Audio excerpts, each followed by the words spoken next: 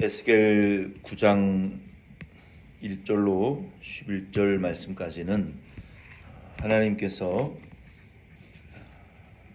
우는 자, 탄식하는 자, 그다음에 애통하는 자에게 인을 치시는 말씀이 기록이 되어 있습니다. 오늘 이 말씀을 통해서 말세 지말이라고 우리가 할 수 있는데, 말세 중에 말세의 끝,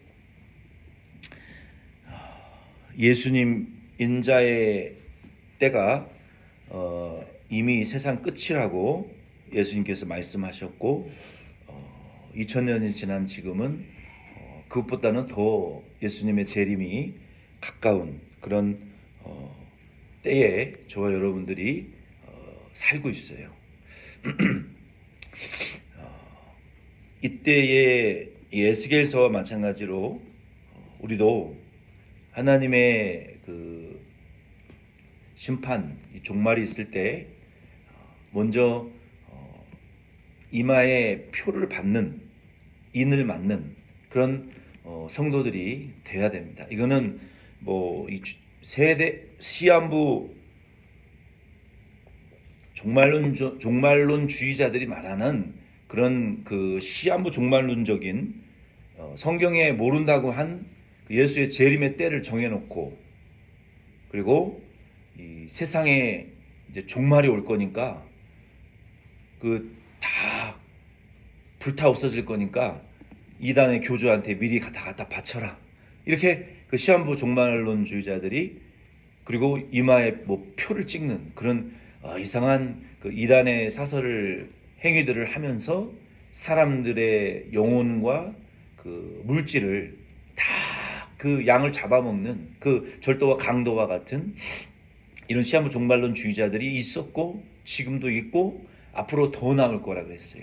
그런 시한부 종말론주의적인 그런 그 자들이 말하는 것이 아니라, 이건 우리 하나님 에스겔을 통해서 말씀하신 그 말씀, 그리고 사도 요한을 통해서 또 예수님이 복음서에 말씀하여 주신 그 마지막, 세상의 마지막 때에 되어질 일들을 우리가 성경을 통해서 미리 우리가 이 말씀을 통해서 배우고 준비하는, 대비하는 거예요. 그래서 여기 에스겔서 9장 말씀해 보면은 하나님께서 그 천사를 보내어 이마에 표를 그리는 그 내용이 기록이 되어 있습니다.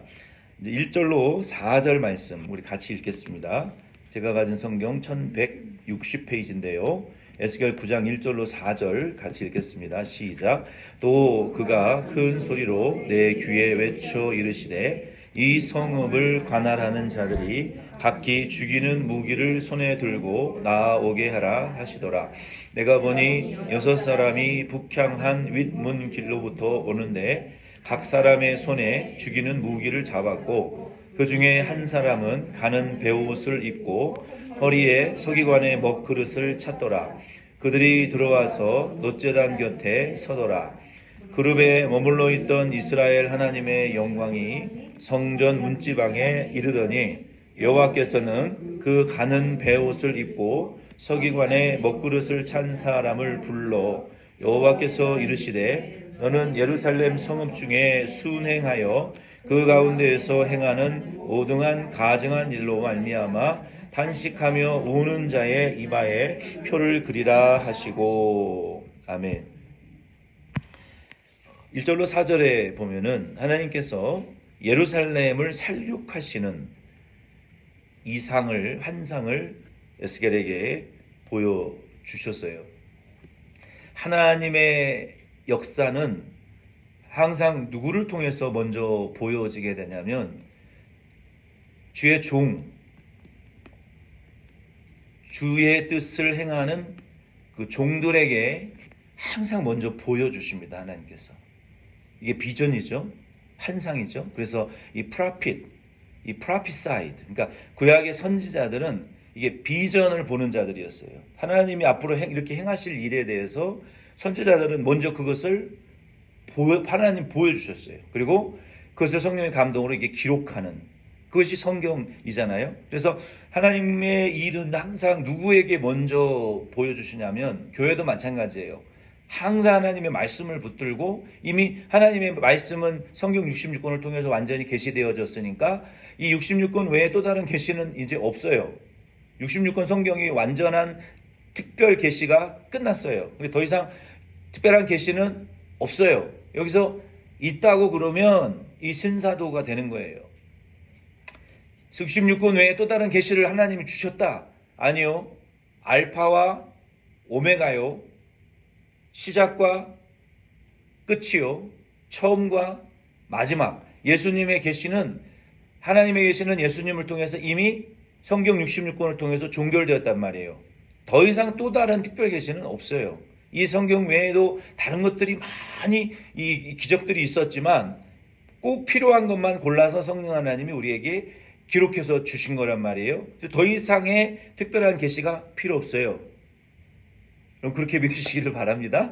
그게 성경이에요. 근데 이 계시되어진 하나님의 말씀을 붙들고 성령의 감동으로 그 뜻을 추구하는 자들에게 하나님이 확증을 보여주십니다. 교회도 하나님의 교회는 하나님의 비전을 이루어 가기 위해서는 우리도 그래서 하나님의 말씀을 붙들고 하나님의 뜻이 우리 가운데 이루어지라고 기도하는 자들을 통해서 하나님이 먼저 깨닫게 하시고 보여주기도 하시고 마음에 감동을 주셔서 움직이게 하십니다.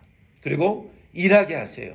그래서 그거에 우리가 동참해서 당신의 뜻을 이루어 가시는데 하나님께서 이 에스겔은 구약시대였기 때문에 예수님이 오시기 전이에요. 하나님께서 에스겔에게 1절로 4절로 보면은 6 천사를 부르셨어요. 여기 사람의 모양으로 나타났기 때문에 사람이라고 기록했는데 이 권세 있는 그 6 천사 요한계시록에 보면은 하나님의 나팔과 인과 대접의 심판이 7가지로 3번씩 7, 3, 21 21가지의 재앙이 임하는데 마지막 6번째 나팔이 첫 번째 나팔이 울려 퍼질 때 이런 재앙이 일어나고 마치 모세가 애굽에서 바로 왕에게 이적을 베풀어서 내 백성을 가게 하라 구원하기 위해서 심판을 행했던 것처럼 마지막 시대에도 하나님께서는 첫 번째 나팔이 울려 퍼질 때 이러한 재앙들이 이 땅에 임할 것이다. 두 번째 나팔이 천사가 울릴 때 이 땅에 이러한 마지막 때의 역사와 재앙이 임할 것이다. 세 번째, 네 번째, 다섯 번째, 여섯 번째 그리고 7번째 천사가 나팔 분 내용은 비밀로 요한계시록은 하고 있어요. 그것이 예수의 재림에 대한 비밀이에요. 성경은 그것을 지금 비밀로 하고 있어요. 아버지만 알아요. 여기에 6명의 천사가 나타나서 예루살렘을 파멸시키기 위해서 나타났어요. 근데 그 천사들에게 하나님이 살육하는 기계를 주셨다라고 말하고 있어요. 기계. 이 땅을 살육하기 위한 기계. 여러분 지금 북한에서 사람들이 지금 그렇게 남한을 위협해도 가장 민감하게 움직이는 나라는 세계에서 미국이에요. 근데 바로 차로 최단거리는 10분이면 갈 수 있는 곳에 사는 한국 사람들은 그 북한의 위협에 대해서 두려움을 갖지 않고 살아요. 근데 이번에 그 탈북민들이 나라에서 하지 말라 그러면 하지 말아야 돼요. 아무리 그것이 옳다고 생각을 해도 정부가 하는 일을 협조를 해야지. 탈북민들도 너무 독자적으로 대북 전단을 살포를 하니까 정부의 보조에 맞춰서 해야죠. 하지 말라는 것을 너무 강경하게 하니까 지금 북한에서 쓰레기를 이 봉다리에 담아가지고 지금 초등학교, 도시, 주차장 할 것 없이 막 지금 수백 개의 쓰레기 지금 그 전단이 지금 떨어져 있는데 그 안에 기폭장치도 들어있었어요. 여러분 생각을 해보세요. 그 안에 만약에 신경가스를 넣어서 수백 개가 아니라 수만 개의 전단을 한국에 뿌린다. 자다가 비명도 못 지르고 그냥 죽는 거예요. 얼마나 실질적인 이 전쟁의 위협 가운데 한국이 있다는 것을 알아야 돼요. 그들이 잠깐 판단을 잘못하면 세계 제3차 대전이 한국을 통해서 바로 발발되는 거예요. 이마만큼 심각한 전쟁의 그 위협과 세계 전쟁의 지금 그러니까 세계 평화를 깨뜨리느냐 무너뜨리냐 하는 이 단추가 북한과 지금 남한에 있다는 것을 저와 여러분들은 아셔야 돼요. 하나님이 허락하시면 전쟁이 일어날 거예요. 허락하지 않으면 안 일어날 거예요. 한국 사람들도 전혀 지금 인식을 못하고 있다가 지금 경악을 하는 거예요. 진짜로 날아와서 집마당 앞에 그 오물 쓰레기 전단이 북한 하늘에서 땅에 떨어지니까 너무 기겁할 노릇 아닙니까? 근데 말세에도 이 살육의 기계를 하나님이 6 천사에게 주셔서 그 천사들은 살육의 기계를 지금 들고 이제 하나님의 명령이 떨어지기만을 기다리고 있는 거예요. 이 에스겔 때에는 하나님이 허락하셨어요. 그 6 천사가 살육의 기계를 들고 나왔는데 그 외에 다른 한 천사, 그러니까 7 천사가 그 외에 다른 한 천사가 6 천사는 살육하는 천사이지만 다른 한 천사는 서기관의 먹그릇을 여기다 딱 차고 붓을 들고 사람들의 이마에 표를 그리는 천사가 있었어요. 뭐라고 그렸을까요? 이 표를 그리는 천사가 있었어요. 그리고 그 7 천사가 지금 딱 대기하고 있는 거예요. 하나님의 명령을 받기 위해서. 근데 하나님의 이 성전을 떠나버리셨던 하나님의 권능이 그룹들 6 날개를 가진 천사들과 하나님 나라의 그 아주 신령한 생물의 모습으로 보여진 천사들의 호위를 받으시면서 하나님이 가는 베옷을 입고, 그러니까 하나님의 모습은 지금 가려 있어요. 보이지 않아요. 베옷으로 가려져 있고 그 천사들의 영광과 광채와 구름을 통해서 하나님은 가리워져 있는 상태로 떠나셨던 하나님이 성전 안에 들어가지는 지금 않으시고 성전 문지방에 그룹으로부터 성전 문지방에 임하셨어요. 성전 안에는 아직 안 들어가셨어요. 떠나셨기 때문에 나중에 돌아오세요. 지금 성전 안에 안 들어가시고 먼저 심판하시겠다는 거예요. 하나님의 역사를 이제 막 시작하시는 거예요. 그때에 하나님께서 4절 말씀에 뭐라고 말씀하셨냐면 그 6 천사 외에 다른 한 천사에게 너는 사람들의 머리 표에 표를 그려라. 어떤 사람에게 표를 그리라고 말씀하셨냐면 성전 안에서 은밀히 시행되었던 우상 숭배의 죄로 인하여 탄식하며 우는 자의 이마에 표를 하라. 하나님께서 심판을 항상 하시기 전에 보면은 성경에 먼저 큰 은혜를 베푸십니다. 성경의 역사는 항상 그렇게 반복이 됐어요. 하나님이 요한계시록 7장 1절로 3절 말씀에도 보면 이 세상을 심판하시기 전에 먼저 흰 옷을 입은 14만 4천 명, 이것은 숫자적인 수가 아니라 상징적인 숫자입니다. 이만희 씨는 13만 4천 명만 구원받는다고 했는데 많은 시한부 종말론주의자들이 13만 4천 명만 구원받는다고 했어요. 그러나 한국에 있는 기독교 숫자만 해도 14만이 아니라 1000만이 넘었어요. 그거는 말이 되지 않는 소리예요. 14만 4천 명은 이스라엘 12지파 중에 구원 얻는 숫자를 계산해서 상징적으로 계산되어진 숫자이지 14만 4천은 그 뒤에 허다한 흰옷을 입은 무리들이 종려나무 가지를 들고 천국에서 하나님 앞에 찬양하는 환상이 요한에게 보여졌기 때문에 셀 수 없는 수라고 말하고 있어요. 그래서 14만 4천 명만 구원받는 게 아니라 셀 수 없는 허다한 구원받은 무리가 흰옷을 입고 어린 양의 보혈로 그 옷을 빨고 세상의 죄로 자기의 정죄를 더럽히지 않은 자들이 어린 양이 어디로 인도하든지 어린 양의 인도를 따라가는 14만 4천 명의 그 셀 수 없는 허다한 하나님의 구원받은 백성들이 생명수 물가에서 물을 얻어먹고 하나님의 보좌에서 하나님을 찬양하는 이 환상을 봤단 말이에요. 그리고 그 이후에 심판이 시작되는데 그 전에 하나님이 그들이 14만 4천 명에게 인을 치는 그 장면을 보여주셨어요. 그래서 하나님은 심판을 하시기 전에 항상 이 은혜를 베푸시는 하나님입니다. 그러면 이 요한계시록의 인과 에스겔의 그 표는 무엇일까요? 여기에 표는 타우, 이 타우라는 것은 히브리어 알파벳은요 총 22개의 글자로 되어 있어요. 우리는 기역, 니은, 디귿, 리을, 미음, 비읍, 시은, 니은, 기역, 지읒, 틱, 히읗 이렇게 되어 있잖아요. 근데 히브리어는 알렙, 베이트, 감멜, 델타, 헤이트, 욤, 야트 쭉 가다가 마지막 알파벳이 타우, 요렇게 생긴 타우로 끝나요. 그러니까 그 타우라는 것은 히브리어에서는 이 X로 표시되어지기도 했어요. 알파벳의 마지막 그 종결을 의미해요. 종결. 그러니까 하나님의 그 심판의 종결, 종료를 의미하는 타우. 마지막 알파벳의 숫자 타우를 가리키는데 그 타우라는 것은 표, 영어로는 mark, 기호, 또 표시라고 하는 거예요.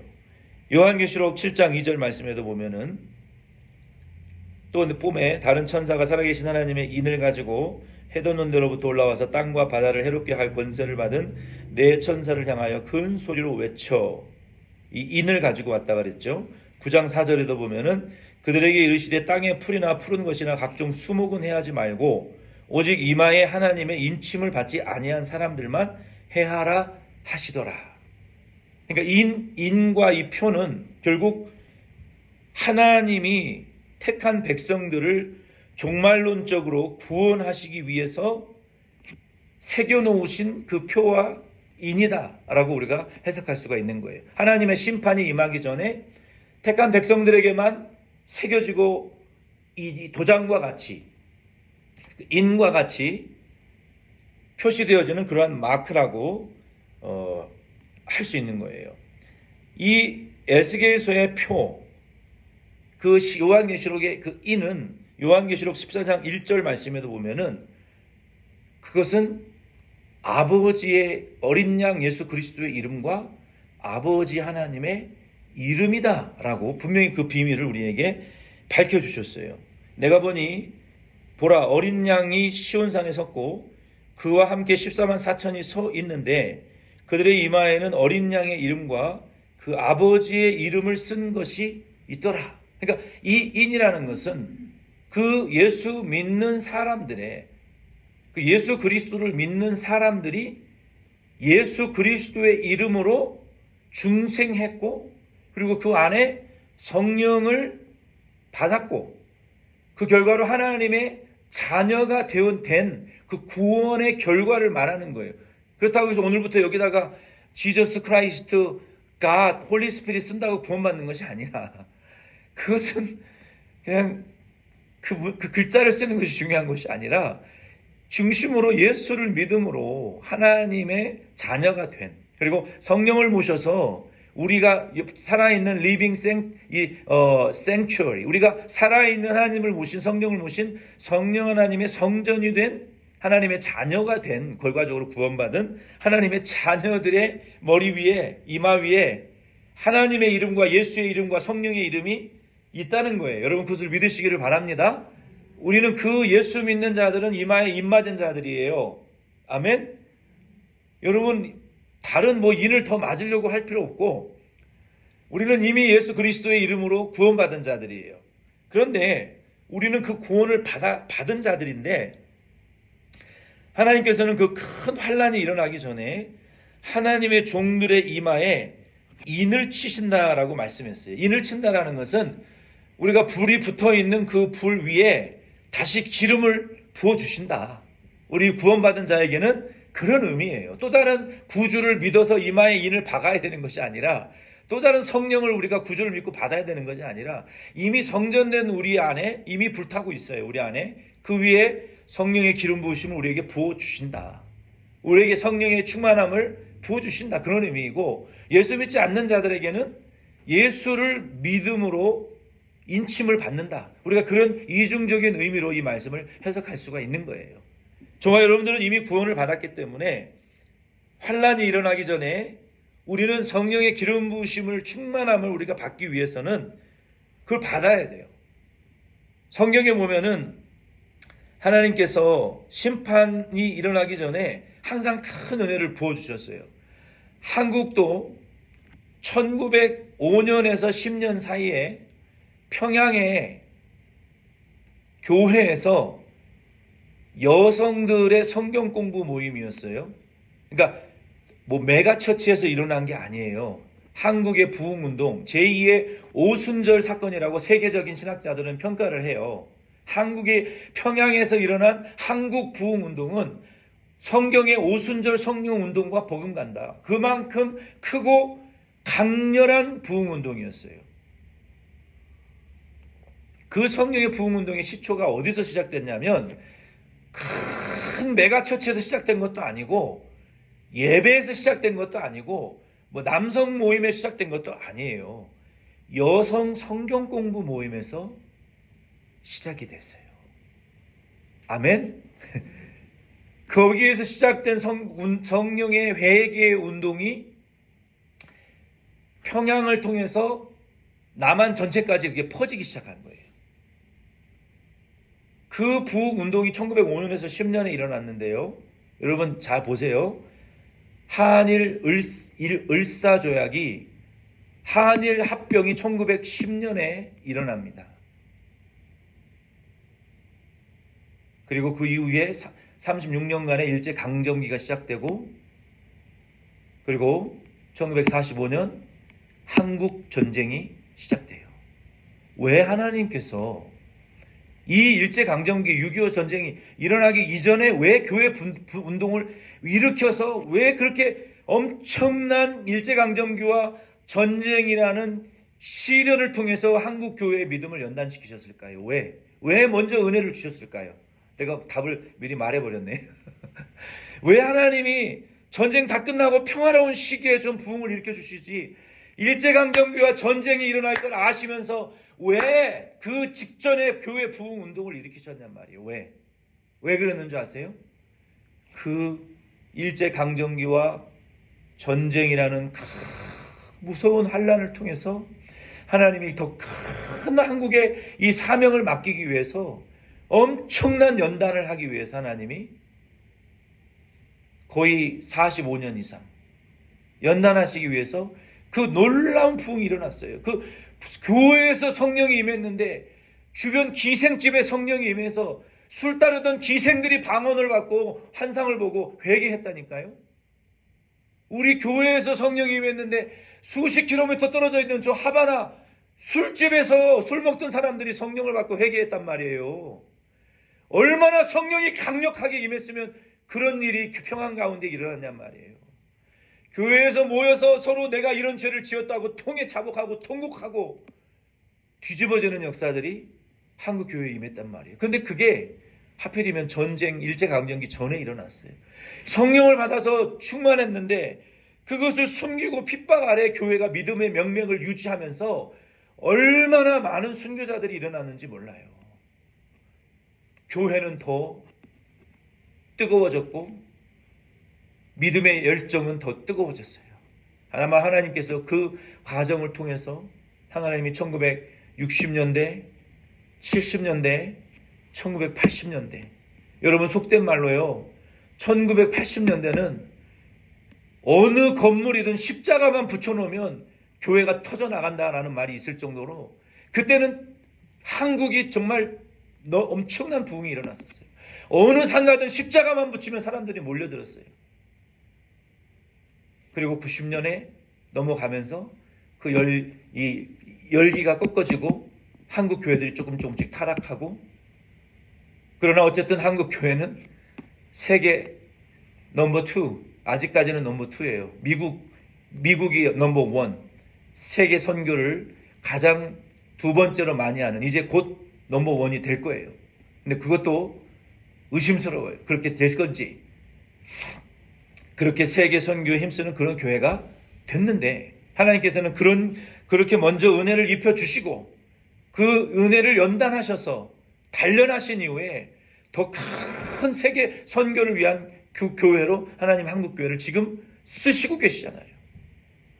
지금도 역사하고 계시잖아요. 그래서 하나님은 항상 그 심판전에 항상 은혜를 먼저 주시는 하나님이세요.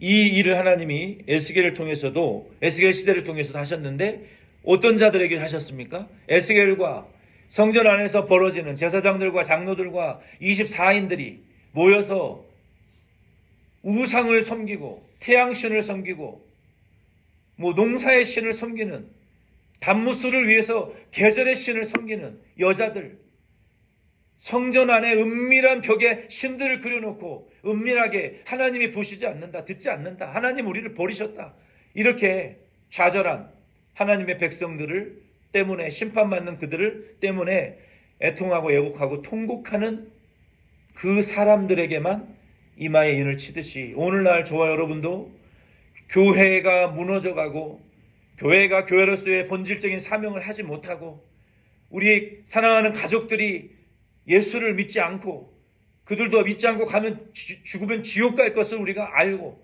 그들도 예수 믿어도 저렇게 살면 하나님의 은혜와 도우심을 복을 받지 못할 텐데 언제까지 저렇게 믿음 없이 살 것이냐 하고, 우리가 다른 거 말고 에스겔과 같이 가슴을 치고 애통하고 가슴을 찢고 눈물을 흘리는 자의 이마에 인을 치신다는 거예요. 성령의 기름 부으심과 은혜를 주시고 그를 통해서 한 사람이라도 구원받게 하는 일을, 영혼 구원하는 일을 하나님은 하시겠다는 거예요. 저와 여러분은 이 덴버션 장로 교회를 위한 그러한 왕같은 영적 제사장으로 에스겔과 같이 인을 받기 위해서, 표를 받기 위해서 통곡하고 애통하기 위한 제사장으로서 저와 여러분을 부르셨다는 것을 여러분 꼭 기억하시기를 바랍니다. 내 기도는 못해도 그 제사장 사명 감당하며 하나님 우리를 긍휼히 여겨주시고 용서하세요. 아멘. 나를 위해서는 기도 못해도 남을 위해서 애통하고 통곡하고 애통할 때 하나님이 복을 주신단 말이에요. 제사장 사명 감당하는 자에게. 그 사명을 하는 저와 여러분 될 수 있기를 바랍니다. 그렇지 않은 자들은 다 심판받고 망할 수밖에 없어요. 에스겔이 9절로 11절 말씀에 너무 기가 막혀가지고 8절에 그들이 칠 때 내가 홀로 있었는지라 엎드려 부르짖어 이르되 아하 주여와여 예루살렘을 향하여 분노를 쏟으시오니 이스라엘의 남은 자를 모두 멸하려 하시나이까. 이거예요. 이거. 하나님 우리 교회를 멸하시려나이까. 우리의 가족들을 멸하시려나이까. 내 사랑하는 자들이 예수 안 믿고 바른 신앙생활 하지 못하다가 다 멸망받아 죽이려고 하십니까 하나님? 이게 뭐예요? 이런 애통이 에스겔에게 있었고 이런 안타까움이, 이 영혼 구원에 대한 이 열정이 에스겔에게 있다는 거예요. 우리에게는 그런 게 없어요. 망하거나 말거나 지옥 가거나 말거나 다 저주받아 죽거나 말거나 우리에게는 그런 열정이 솔직히 없단 말이에요. 있습니까? 이 지역사회가 멸망해 나가거나 말거나 교회가 지금 무너져 내려가거나 말거나 하나님의 복음의 영광이 짓밟히거나 말거나 나랑 상관없는 일이다. 나는 내 갈 길 가면 된다. 에스겔에는 그런 열정이 있었다고요. 하나님의 교회와 복음과 주님이 주신 그 사명을 위해서 하나님 다 멸하실 작정이십니까? 도대체 어떻게 하란 말입니까? 무엇을 저희가 해야 되겠습니까? 이런 애통이 에스겔에게는 있었던 것처럼 저와 여러분에게도 그러한 애통이 우리 교회와 사랑하는 가족들과 이웃들을 바라보시면서, 이 교회를 바라보시면서 저와 여러분에게도 이러한 에스겔의 열정과 기도와 애통과 통곡이 입맞는, 이마에 표를 받는 저와 여러분 다 될 수 있기를 바랍니다. 아멘.